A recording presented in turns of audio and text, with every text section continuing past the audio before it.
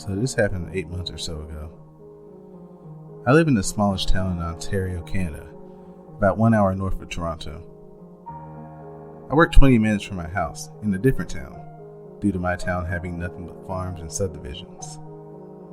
It was about 9:30 p.m., I'm guessing, because I had a closing shift at the store I work at. The store closes at 9, but it takes 15 minutes to clean up, count the money, lock up, and bring the money to the bank in the mall the store is in. Then another 15 minutes of driving to get where this takes place. So I'm on a back road outside my town. I'm going about 90k an hour in an 80k an hour zone, but it's dead, and everyone does that speed. I come up behind a red Suzuki SX4 with an all-black back bumper that is doing 60k an hour. So I wait for the middle line to become a broken line to overtake him.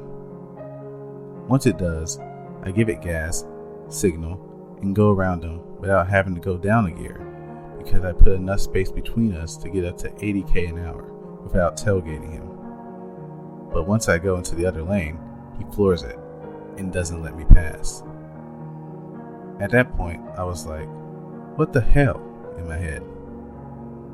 So I go down from 5th gear to 4th, and then give my little Volkswagen some gas, then back up to 5th when I pass him.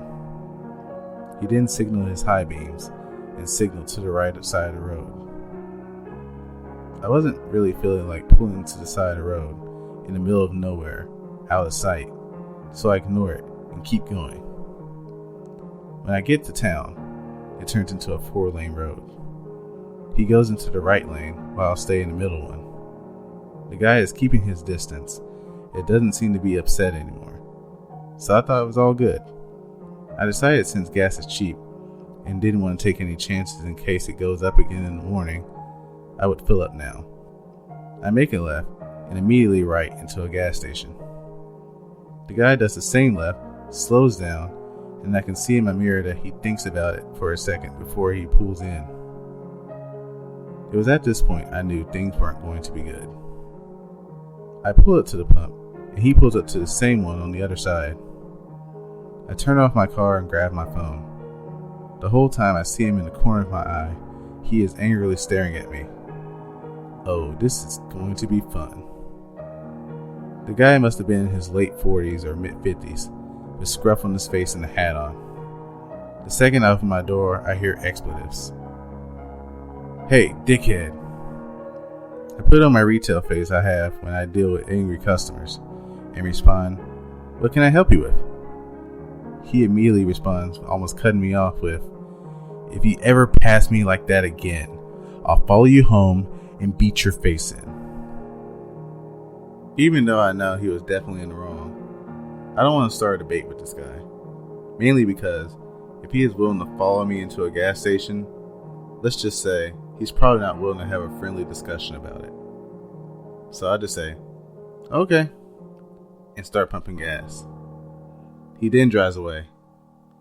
I should have called the police or, at the very least, taken down his plate number. But in the moment I was in shock and didn't think about it. After putting in $5 because I didn't want to stay around, at this point I just really wanted to go home. I go in and pay and ask the girl if she saw what happened. She responds with, no, what happened? I explain what happened. The girl seems pretty shocked, but didn't say much about it. I then paid for my gas and left.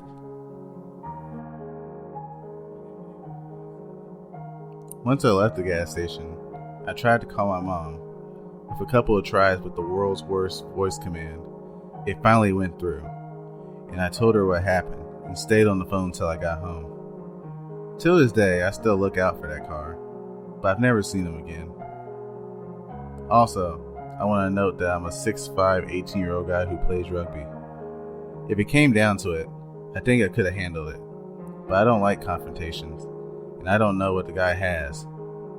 Till this day, I regret not calling the police after he left.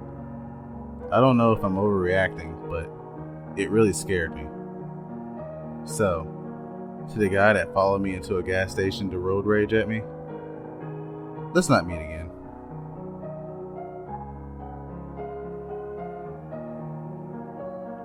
I've been lucky to only have a handful of encounters with unstable or violent people in public, but I do have one incident that I think is worth telling. About 11 years ago, me and my mom were living in a small city in western North Carolina. One day, during the summer, we had decided to go to the mall to do some shopping and grab a bite to eat. There was a ton of construction in the area, and traffic in general was terrible. We had gotten to the last four-way light on the way to the mall, and the light in the right turn lane we were in was taking forever to turn green. After 2 or so minutes passed with the light still being red, with a ton of cars still coming, a driver a few cars behind us starts laying on his horn. At first, I thought his horn steering wheel was somehow broken because he wasn't honking his horn, it was a constant sound. This goes on for another tense minute, with the angry driver still on his horn the entire time. Finally, the light turned green and we were on our way. I quickly forgot about the honking driver, and we drove on until we were about to pull into the entrance of the mall when a car sped up beside us and nearly ran us off the road. The man who was a few cars behind us had gunned it and caught up to us. He was screaming at the top of his lungs while flipping us off. Mom quickly pulls into a bank parking lot that connects the main mall parking lot to lose this guy.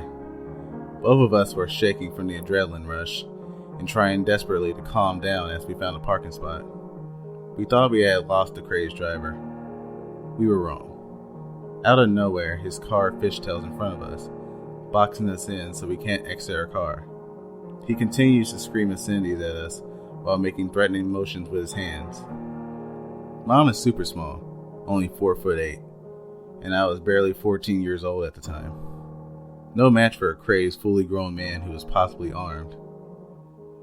Mom managed to pull out her cell phone, a crappy Motorola Razr, and called the police.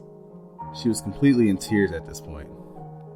Luckily for us, it only took about 45 seconds from one of the cops that patrolled the mall parking lot to arrive on the scene, and 2 minutes later, 3 more squad cars arrived all around us, including the K9 unit. One of the officers gets her statement and tries to console my wailing mother, while the other 3 cops attempt to subdue the crazed man as he resists arrest. At this point, he is speaking in tongues, in incomplete fragments, and it's very clear that he is mentally deranged. After they get him in the squad car, the kind officer tells me that he is so cuckoo for Cocoa Puffs that he can't even make a coherent statement.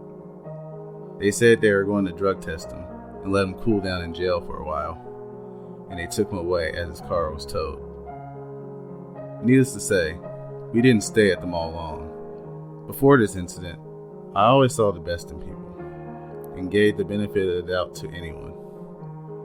Now, I'm much more cautious and skeptical about strangers, and this incident is one of the reasons why I decided to get a concealed carry license when I turned 21. Just yesterday, I collected my son from school.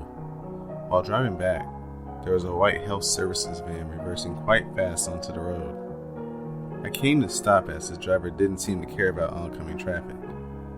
I couldn't move my car as there was cars behind me and cars coming towards me. Plus, I was irritated that this driver had such a careless attitude. So I gave a gentle, friendly beep. Such a friendly beep that another parent who was walking her daughter thought I was giving her a beep. So she gave me a friendly wave. The driver in the van stopped as I beeped, and I proceeded to drive on. As I did, the van followed after. I thought nothing of it, and continued on to the main road. Traffic was quite heavy due to school collections, so I decided to take a detour through a housing estate to make my journey home a little quicker. The van decided to follow. I noticed the van was coming up quite fast behind me.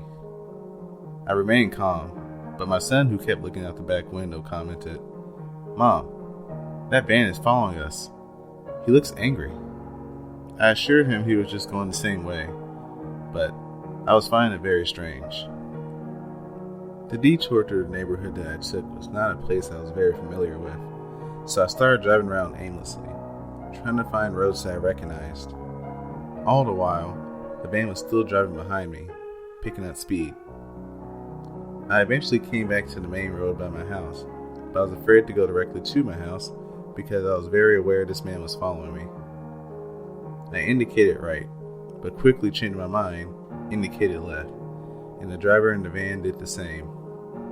My heart was pounding. I decided that I would drive to my local petrol station and stay there.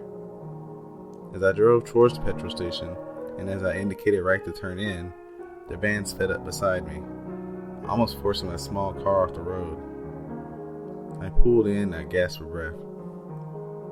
The van drove on, running many red lights. I was so scared, especially considering I had a 6-year-old in the back. What would he have done if he had the chance? Psycho in the health services van? Let's never meet again.